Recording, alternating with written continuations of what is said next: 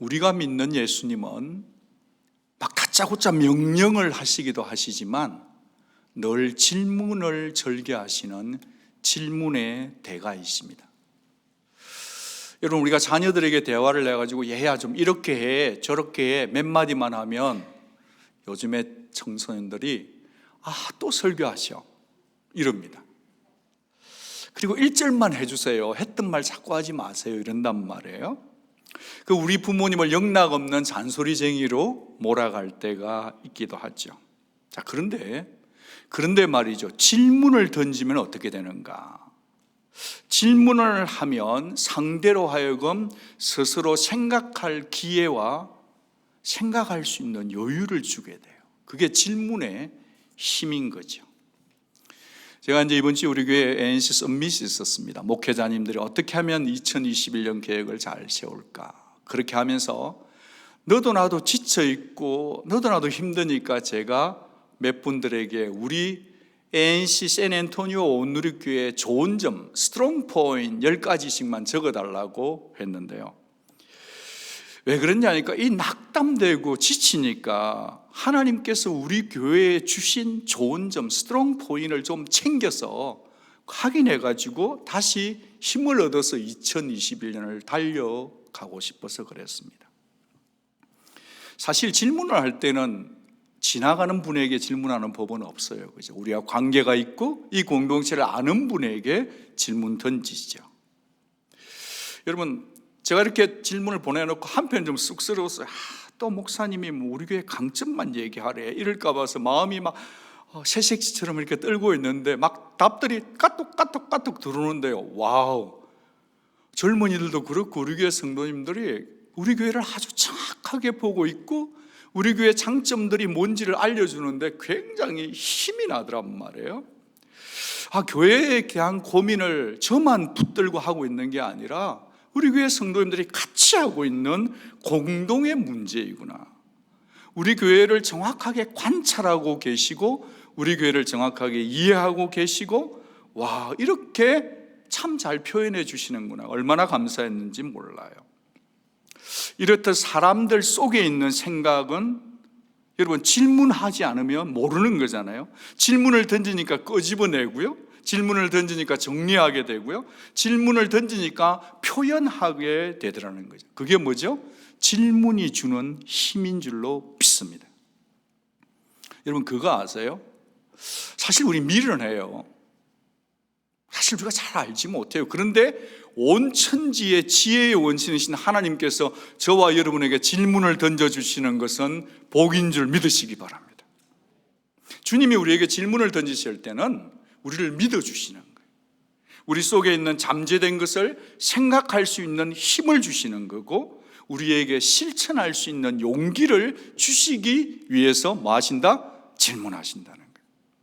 주님 우리에게 질문하십니다. 우리는 그 질문에 대해서 생각하고 삶으로 마침표를 찍어야 되는 자인 줄로 믿는 거죠. 여러분, 우리가 왜 질문하는가를 생각해 보면 그리고 거기에 대해서 내가 깨달은 만큼 우리는 언제나 리스폰스 할 수 있더라, 그런 거죠. 그래서 제가 이제 기도하면서 이 9월달하고 10월을 예수님의 질문들을 가지고 설교를 진행하고자 합니다. 바라기는 2000년 전에 그 유대의 정말 이 예루살렘에서 주님이 던졌던 질문들이 오늘 여기 2020년을 살아가는 우리들에게 정말 적절하면서도 우리의 귀에 뚜렷하게 들려지기를 원하는 그런 바람과 기도를 담아 질문으로 당분간 설교를 진행하고자 합니다. 사실 오늘 본문 말씀은 우리가 자를 수 없고요, 43절부터 연결돼서 밀고 들어오는 거예요. 그런데 유대인들이 마치 하나님의 말씀 있는 양 왜곡, 착각해서 쓰던 말을 인용으로 시작하셨어요. 유대인들이 지금 오해한 거예요. 그 말이 뭐냐 하니까 예수님 가라사대 또 네 이웃을 사랑하고 네 원수를 미워하라 하였다는 것을 너희가 들었거니와 나는 그렇지 않다, 이러는 거죠. 여러분, 여기에 보면 이 유대인들이 당시에 하나님이 말씀하지 않았던 이웃과 원수를 스스로 규정했다는 것을 우리는 알아차려야 합니다. 너희들 마음대로 이웃의 범위를 정해놓고 또 너희들 마음대로 원수를 정해놓고 미워하고 살고 있는데 나는 여기에 대해서 클레임을 걸고 싶다. 여러분, 사실 이러면 큰일 납니다. 예수님 연세가 좋게 말해서 연세지 당시에 30대거든요. 초반이거든요. 그런데 유대인들이 정말 라바이들이 얘기할 때는 그분들은 수염이 쫙 길어지고 이분들이 말하면 법이었어요. 그런데 주님이 한 칼 날린 거예요. 또 네 이웃을 사랑하고 네 원수를 미워하였다. 이거는 유대인의 전통 중에 정통이에요. 이거 건드렸다가는 혼나요. 그런데 주님이 말씀하시기를 너희는 삐리리 한다마는 나는 그렇게 생각하지 않는다라고 질문하시면서 한 칼을 날리시는 거예요. 그러면서 주님 말씀하시기를 사랑할 대상을 너희 임의대로 뜻대로 정하지 말아라. 그리고 원수를 사랑하며 그들을 위해서 뭐 해줘라? 기도해라. 이게 나의 가르침이다 하시는. 주님은요 너무 베끼는 법이 없어요. 주님은 언제나 신선하세요. 아멘. 주님은 세상 법을 무시하는 게 아니지만 주님은 자기의 뜻대로 말씀하는 분이에요. 여러분, 그 당시 그러면 원수가 누구였을까? 유대인들이 겪는 자신들이 생각하는 생각의 주머니 속에, 생각의 깊은 골짜기 속에 원수는 누구였을까? 첫째는 눈에 드러난 것은 로마의 압제라고 봐요. 그런데 주님은 로마를 위해서 기도해라는 거예요. 동의 안 되는 거죠. 주님은 항상 그래요. 주님의 진리는 우리를 불평케 만들어요. 아니, 우리를 압제하는 로마를 위해서 기도해라고? 말이 안 돼. 말이 안 되는데 주님은 말을 하는 거예요. 그러면서 동족끼리 본다고 한다면 누굴까요? 세리들이에요. 이 세리들은 로마와 결탁이 돼가지고 세금을 많이 걷어서 동족의 피를 빨아서 자기들이 이득을 챙기는 사람이었기 때문에 세리를 사랑해라. 사랑할 수 있어요, 없어요? 절대 못하는 거예요. 그런데 주님은 세리를 사랑하라고 지금 말씀하는 겁니다. 이 세리들은 그 당시로 볼 때는 정말 인간의 탈을 쓰고는 그러면 안 되는 일을 했던 사람인 거죠. 그러니까 이 사람들은 사람 취급받지 않아도 괜찮은 존재들이었는데 주님은 익스큐즈를 주지 않는 거예요. 우리는 사랑할 사람과 사랑하지 않을 사람을 선택하지만 주님은 우리에게 훅 밀고 들어오세요. 그러면서 그들에게 던져준 질문이 너희들 지금 편가르게 하지 말고 사랑할 사람, 사랑하지 못할 사람을 솔팅하지 마라, 구별하지 말아라고 주님은 질문을 통해서 훅 밀고 들어오는 거예요. 주님의 두 가지 질문을 저와 여러분들이 꼭 우리의 마음, 나의 마음에 새기는 시간 되기를 바랍니다. 첫 번째 주님의 질문이 뭔가? 무슨 상을 받겠느냐는 거예요. 너 그렇게 살면 무슨 상을 받겠냐? 너희를 사랑하는 사람만 너희가 사랑하면 무슨 상 받겠냐? 상 받는다는 얘기입니까? 못 받는다는 얘기입니까? 여러분, 자기를 좋아해 주는 사람만 골라서 사랑하는 것, 그 정도는 너희들이 손가락질하고 사람도 아니라고 하는 세리들도 그렇게 한다. 세리들도 자기들끼리는 밥 먹는다. 그런 얘기인 겁니다. 사람들은 누구나 다 나랑 코드가 맞으면 친해지죠. 내가 밥 한 번 사면 저쪽에도 한 번 사죠. 밥 먹는 힘으로 서로 친해지는 거죠. 그러면서 관계가 튼튼해지고 끈끈해지죠. 이 정도도 안 하는 사람도 많죠. 그런데 주님은 그렇게 살면 무슨 상을 받겠냐? 너희들이 사랑하는 사람만 가려서 사랑한다면 무슨 상을 받겠느냐라고 말하면서 그런 사랑은 카운트되지 않는다 그러는 거예요. 저는 지금 카운트라는 단어를 썼습니다. 여러분, 우리 하나님은 굉장히 카운트에 밝은 분이세요. 주님께서 들려준 예화 가운데 열무나 비유가 있잖아요. 이 열무나 비유는 다양한 시각으로 읽을 수 있는 해석이 가능한 그런 본문의 말씀이지만 우리 눈에 쏙 들어오는 게 뭐냐 하면 한 머나씩을 맡겼을 때, 장사를 해서 이윤을 남겼을 때 주님이 아주 구체적으로 디테일하게 숫자를 언급하신다는 거예요. 10머나를 남긴 사람, 5머나를 남긴 사람, 1머나를 남긴 사람을 구체적인 숫자를 언급하시면서 말씀하신다는 거예요. 주님은 굉장히 카운팅에 능한 분이에요. 전공이 아마 카운팅이 아닌가 싶어요. 아드 핑크 목사님 이런 말씀하셨어요. 귀담아 들어주십시오. 하나님께서 주신 보상의 약속, 이 원리를 강조해야만 한다. 오늘날 과연 몇 명이나 이 진리를 믿고 이 원리에 의해서 행동하고 사는가? 왜 우리 시대에는 이 진리가 이다지도 소홀히 다루어지고 있는가 하면서 그는 안타까움을 표현했어요. 하나님은 지금 카운팅에 계산이 있으신데 우리는 그걸 너무 무시하고 사는 거 아니냐고 아드 핑크 목사님 안타까워했다는 거예요.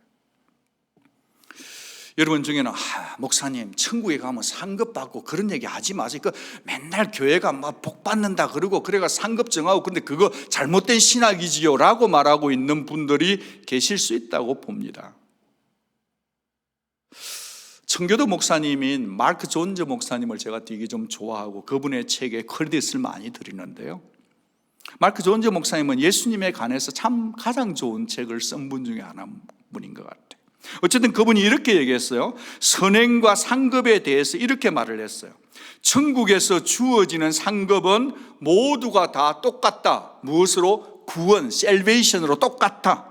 똑같은 상일 것이다. 하지만 주님의 안아주시는 정도는 다를 것이다. 이렇게 코멘트를 했더라고요. 여러분, 구원은 똑같이 받지만 주님의 안아주심은 다를 것이다 라는 부분을 코멘트를, 저는 이 부분에 동의를 하고 싶습니다. 왜 그러냐 하면은 저 이런 상상을 해보네요. 스테판 집사님이 정말 복음을 전하다가 돌탕 맞아서 돌아가실 때 예수님께서 어떻게 하셨죠? 앉아있는 자리에서 벌떡 일어나셨다고 그랬어요. 여러분, 우리 주님이 만약에 예수 믿으면 다 천국 올 거니까 곧 천국 올 거야, 죽어도 돼, 그러고 가만히 계셨다 그러면 성경에 벌떡 일어나시니, 벌떡 일어났다는 것은 뭐죠?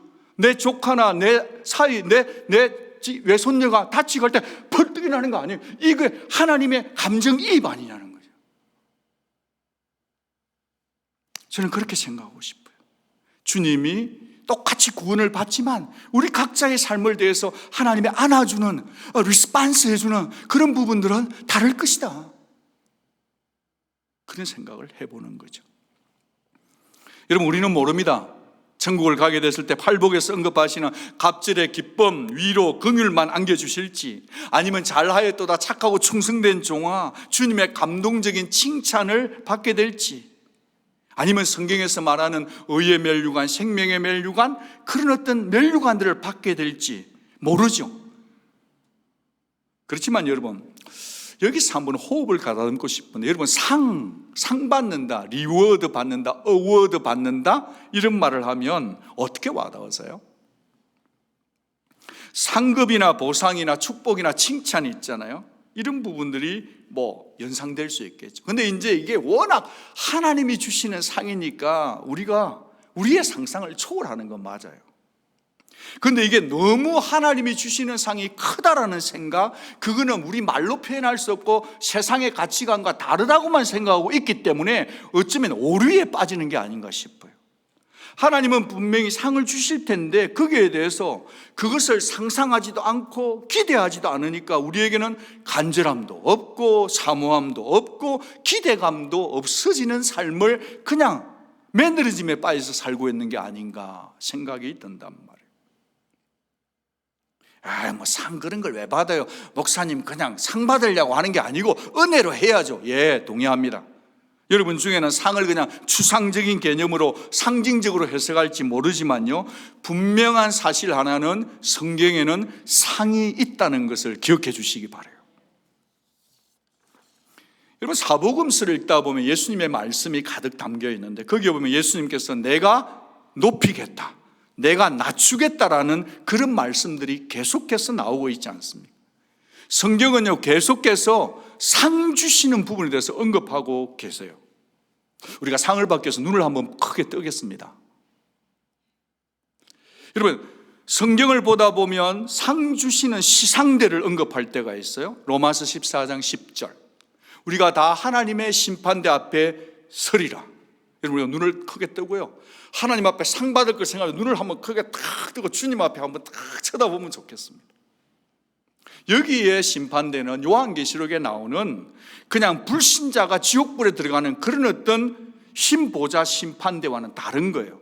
여기 있는 로마 14장에 하나님의 심판대 앞에 선다는 것은 베마인데, 이 심판대가 베마인데요, 이것은 헬라어 단어 중에 이 올림픽을 하고 난 다음에 1등한 사람에게 상 줄 때 월계관을 씌워줄 때 그 심판대를 얘기하는 거예요.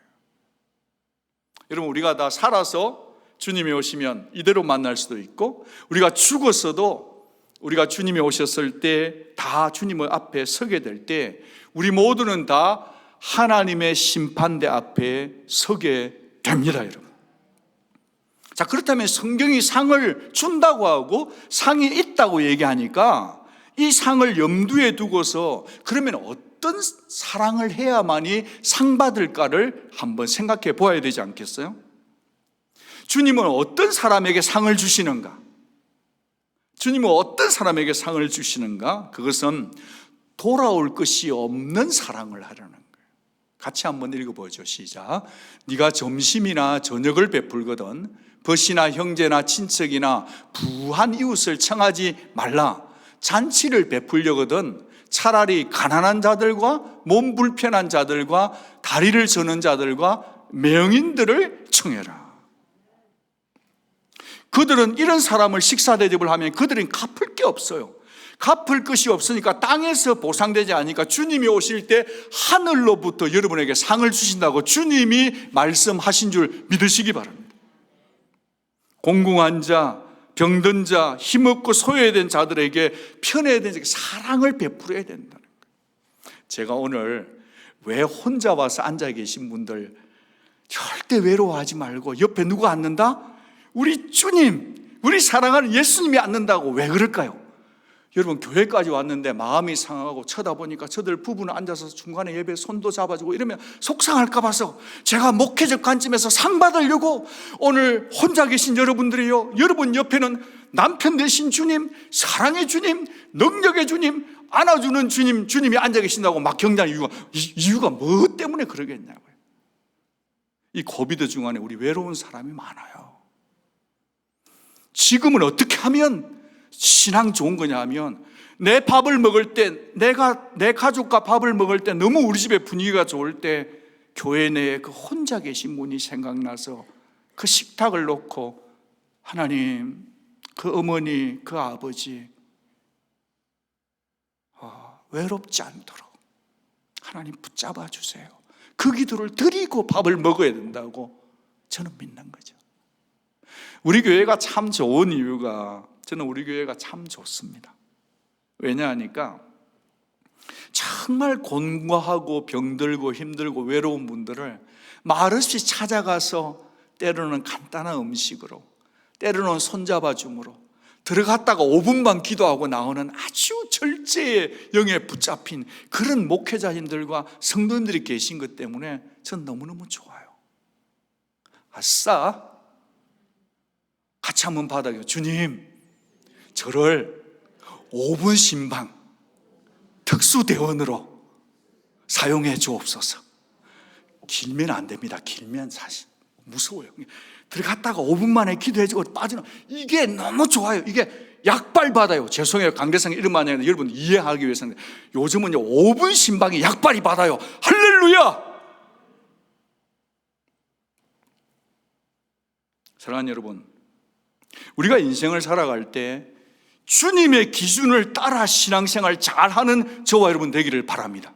내 생각대로 믿으면 안 됩니다. 주님이 말씀하신 대로 믿어야만 주님의 채점표에, 주님의 관점에 맞아서 하나님 앞에 상 받는 자가 될 줄로 믿습니다. 한 번 사는 인생, 주님이 정한 말씀대로, 그 말씀의 기준대로 살아서 하늘로부터 상을 받는 온누리 성도들 다 될 수 있기를 주님의 이름으로 축복합니다. 여러분, 두 번째로는 남보다 나을 게 뭐냐는 거예요. 남보다 나은 게 뭔데? 남보다 나을 게 뭐냐? 너희가 너희끼리만 인사하고 지내면 남보다 나은 게 도대체 뭐냐? 너희들 나를 따른다며. 너희가 너희들끼리만 그런다면 남보다 나을 게 뭐냐? 이게 두 번째 질문인 거예요. 여러분, 우리가 내 좋아하는 형제 자매들과 인사만 나누고 그러면 남보다 나을 게 없어요. 목사님, 첫 번째 질문하고 두 번째 질문하고 비슷한데 혹시 목사님 타이핑 잘못한 거 아니에요? 그렇게 질문하시면 저도 할 말이 있어요. 주님이 그 질문의 대가이고 설득의 대가이고 가르침의 대가인 주님이 왜 비슷한 질문을 두 번이나 했을까요? 여러분 어떻게 생각하세요? 같은 질문인데 다른 각도에서 다른 앵글로 주님이 우리를 설득하고 질문하시면서 질문을 달리하시면서 반복하시면서 이렇게 또 질문하셨다는 거예요. 왜 그럴까요?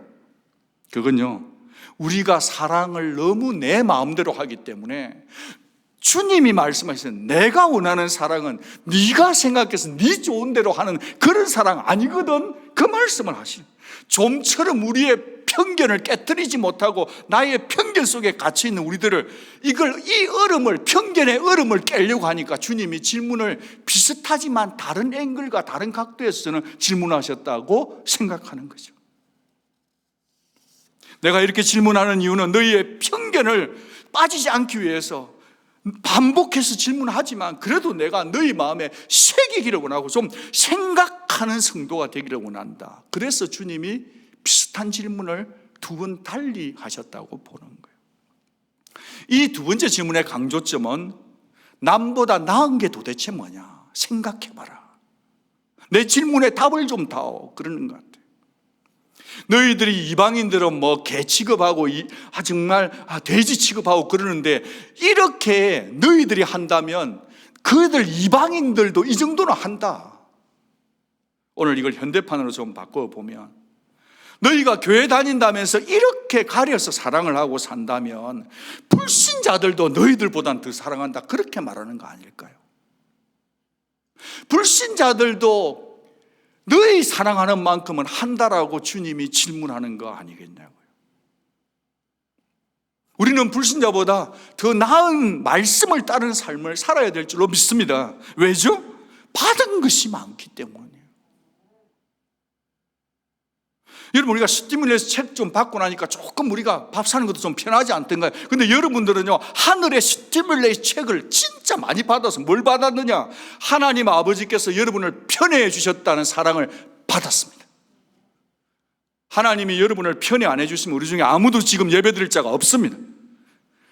피 묻은 십자가의 구속의 사랑을 값없이 받은 줄로 믿습니다. 여러분, 우리 속에 성령을 선물로 주신 것, 공짜로 받은 것 아닙니까? 여러분, 그런 거로 너희들이 다 받았으니 너희들은 세상과 좀 다르게 살아주면 안 되겠니? 라는 질문이라는 거예요. 파워포인트를 보시면 남보다 더하는 게 뭐냐? 거기에 보면 더한다. What are you doing more than 이런데 이 질문 앞에서 여러분이 좀 그래도 나는 좀 괜찮아, 난 좀 이런 거 잘해, 월등해, 이런 거 뭐 있을까요? 글쎄요, 이런 거 아닐까요? 우리는 주님에 대한 신앙 고백을 참 자주 하는 거 아닐까요? 아니면 우리가 성경을 좀 더 아는 것 아닐까요? 예, 그럴 수 있습니다. 그런데요, 우리가 말로 고백할 수는 있지만요, 주님이 우리에게 요구하는 것은 말이 아니라 말과 함께 행함을 원한다는 것을 믿으시기 바랍니다. 구원을 받을 때는 은혜예요.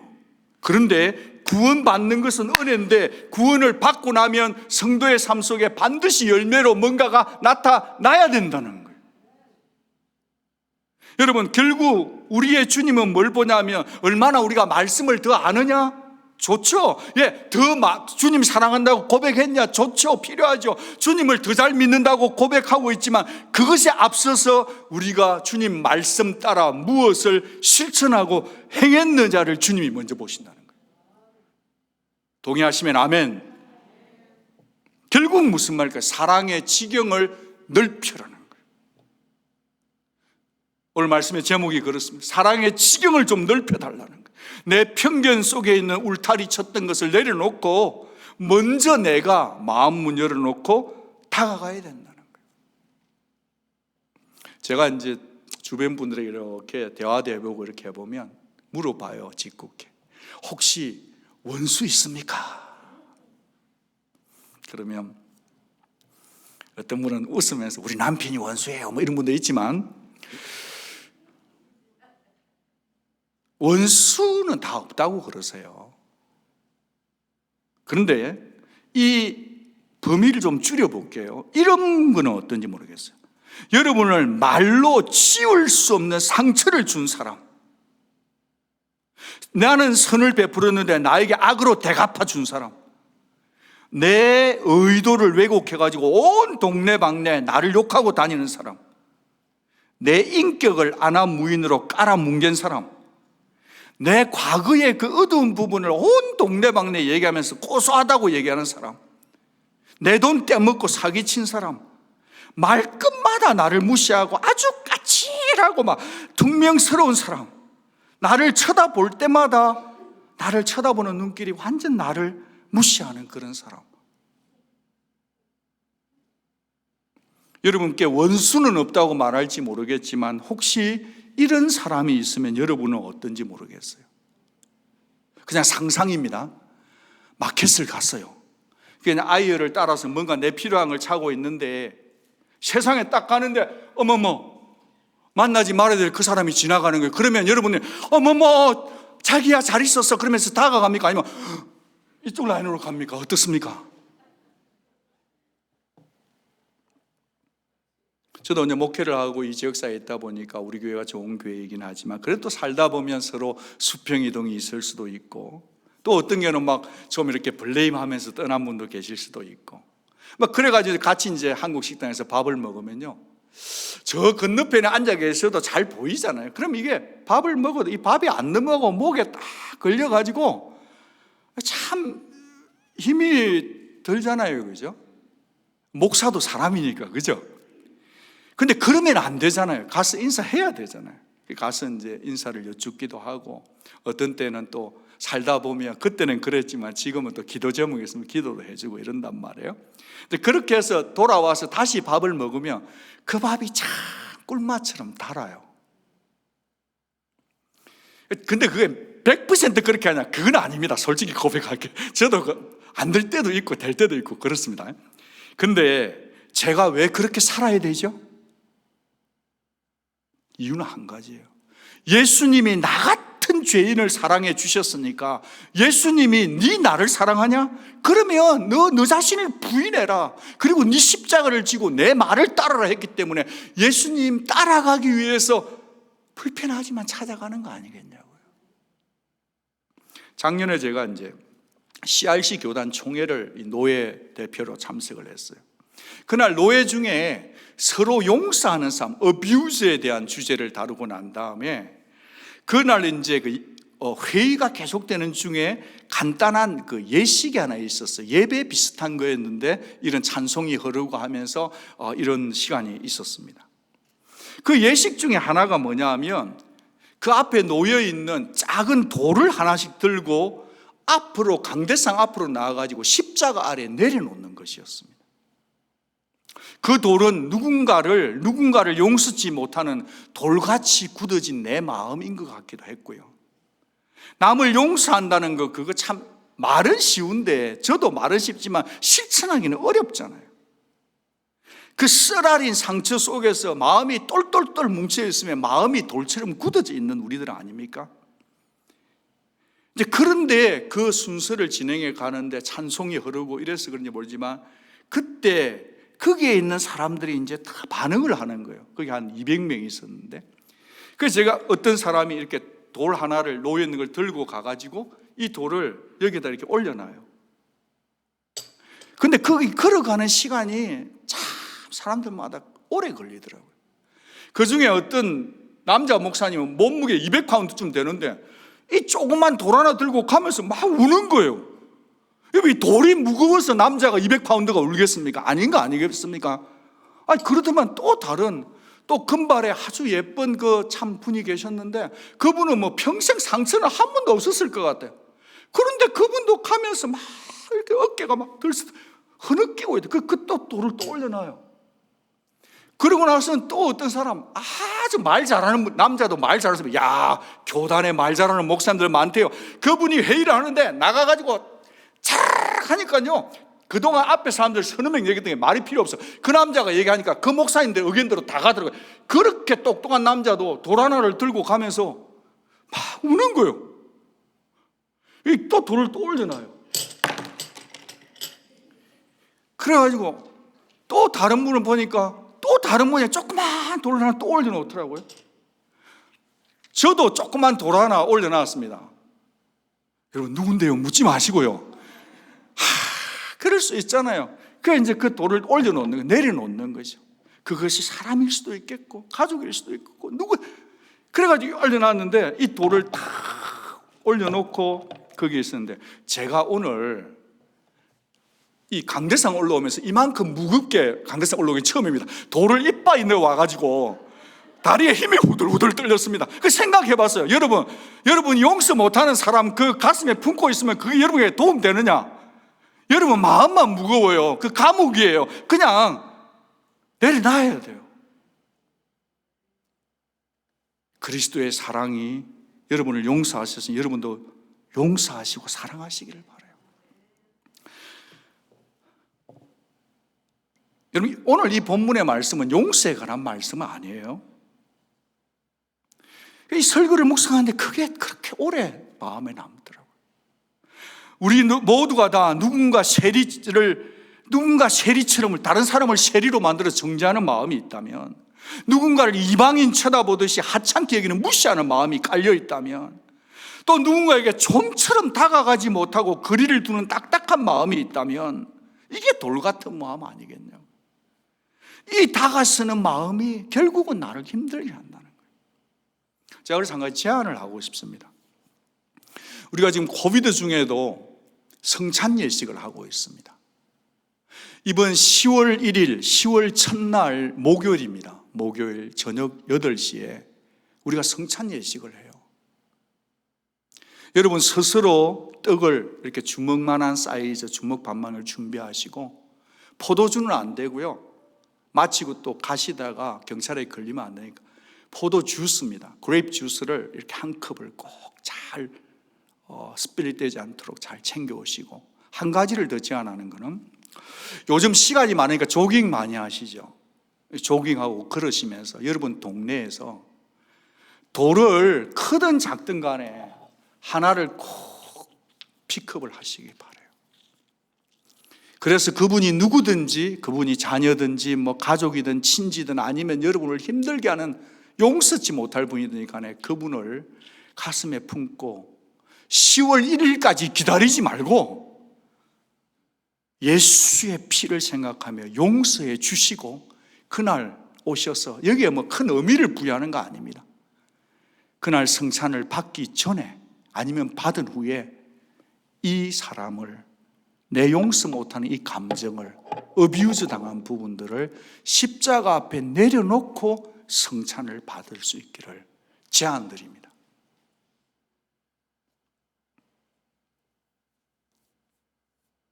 우리 자신이 정말 벌거벗은 모습으로 하나님 앞에서 우리가 참 마음이 딱딱하다는 것을 확인하고, 그렇게 하니까 좀 쉽더라고요. 제가 훨씬 가볍더라고요. 그렇게 원수를 사랑하시되 끝까지 사랑하는 예수님을 좀 흉내내어 볼 수 있기를 제안 드리고 싶습니다. 좀 비판을 받는 이론 중에 이 과학자들이, 이태리에 있는 과학자가 발견한 건데요, 인간의 이 뇌에는 거울 뉴런이 있습니다. 이 거울 신경세포는 흉내내는 모방의 신경 조직이에요. 그러니까 다른 사람의 행위를 무의식적으로 모방하고 따라가는 신경세포 조직이 있다는 거예요. 부부가 오래 살면 닮아갈 수도 있겠고, 근데 이 흉내내는 모방하는 이 뉴런 신경은요, 생각의 힘보다 더 빨리 간다는, 앞선다는 그런 이론이었습니다. 여러분, 우리에게 만약에 이 주님을 닮아가는데 이 거울 신경이 날마다 작동되면 우리 얼마나 좋을까요? 주님 닮기 위해서 뭐든지 성경을 보면 바로 그냥 적용하고 그렇게 하면 얼마나 좋을까요? 그런 거울 신경, 그런 게 있으면 저는 너무 좋겠어요. 그런데 그게 잘 안 돼요. 왜 안 되죠? 우리는 죄가 있기 때문에, 우리는 상처가 있기 때문에 그게 잘 안 된단 말이에요. 어떻게 해야 되겠는가? 우리가 주님의 질문 앞에 생각으로 그리고 우리의 의지를 담아 하나님의 말씀과 성령의 권능으로 예수님의 말씀을 따라서 용서하고 사랑하기를 실천할 때, 그때 이미 심어놓은 하나님이 만들어놓은 우리의 뉴런신경, 거울신경이 작동될 수 있는 줄로 믿습니다. 저와 여러분이 이런 삶을 도전해 볼 수 있기를 바랍니다. 우리의 생각하는 힘과 우리의 자유의지가 주님께 순종될 때, 말씀에 복종될 때 우리는 비로소 주님을 닮아갈 수 있고 주님 말씀대로 사랑할 수 있고 주님의 사랑을 말할 수 있다, 흉내낼 수 있다는 거예요. 말씀을 이렇게 천천히 정리를 좀 해보겠습니다.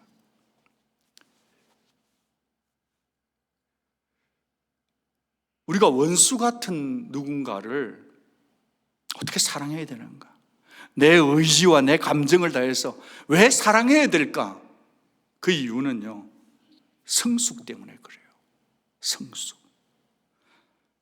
5장 48절을 같이 한번 읽어보겠습니다. 같이 읽겠습니다. 시작. 하늘에 계신 너희 아버지의 온전하심과 같이 너희도 온전해져라. 우리의 신앙의 표대는 사람이 되어서는 안 될 줄로 믿습니다. 우리의 신앙의 표대는 환경이 되어서는 안 될 줄로 믿습니다. 우리의 신앙의 표대는 하늘에 계신 우리 아버지 하나님이 되어야 될 줄로 믿습니다. 여기 온전하다는 것은 완벽주의를 얘기하는 게 아니에요. 여기에 온전하다는 것은 하나님을 닮아간다는 거예요. 우리 주님이 이렇게 사셨어요. 마태복음 5장에서 이렇게 하셨던 이 주님이 십자가에 달리기 전에 먼저 못 박혔어요. 그 사람을 위해서도 기도해 주는 거예요. 십자가에 달려서 창에 옆구리를 찌르는데, 창으로 옆구리를 찌르는데 주님이 그들을 사랑하고 용서했었어요. 누가복음 23장 34절입니다. 같이 읽겠습니다. 예수께서 이르시되 아버지 저들을 사하여 주옵소서. 자기들이 하는 것을 알지 못함이니이다. 용서. 여러분, 진짜 나쁜 사람은, 진짜 나쁜 것은 내 자아 아닐까요? 여러분 개인의 자아 아닐까요? 진짜 강팍하고 내 마음대로 살고 싶고 하나님 말씀대로 살지 못하고, 그런 우리가 연약할 때, 죄인 되었을 때, 원수 되었을 때 사랑해 주신 그 예수님을 믿는다고 한다면 저와 여러분들은 우리의 사랑의 지경을 넓혀야 될 줄로 믿습니다. 여러분, 이번 한 주간 내 마음에 안 맞는 그분, 말도 섞기 싫은 그 사람, 내 스타일이 아닌 사람, 내가 손해본 사람, 그렇다 할지라도 여러분이 도무지 사랑할 마음이 없을지라도 그분들을 사랑할 수 있는 힘과 은혜를 달라고, 내가 사랑하겠다고 순종할 수 있는 저와 여러분 될 수 있기를 축복합니다. 예수님의 사랑을 흉내라로, 흉내의 부정적인 의미가 아니라 흉내의 긍정성을 얘기하는 거예요. 실천해 보세요. 그래야 예수 닮아가는다. 두 가지 질문. 너희를 사랑하는 자만 사랑하면 무슨 상이 있겠니? 너희들끼리만 그렇게 잘 먹고 잘 살고 밥 먹고 그렇게 살면 남보다, 불신자보다 더하는 게 뭐냐? 이 두 가지 질문을 가슴에 새기면서 주님의 질문 앞에 우리가 순종하고 삶으로서, 사랑할 수 없는 사람을 사랑하기 위해서 노력함으로써 주님 앞에 우리의 삶으로 주님의 질문에 대답하는 우리 온누리 성도들이 다 될 수 있기를 주님의 이름으로 부탁드립니다. 기도하겠습니다.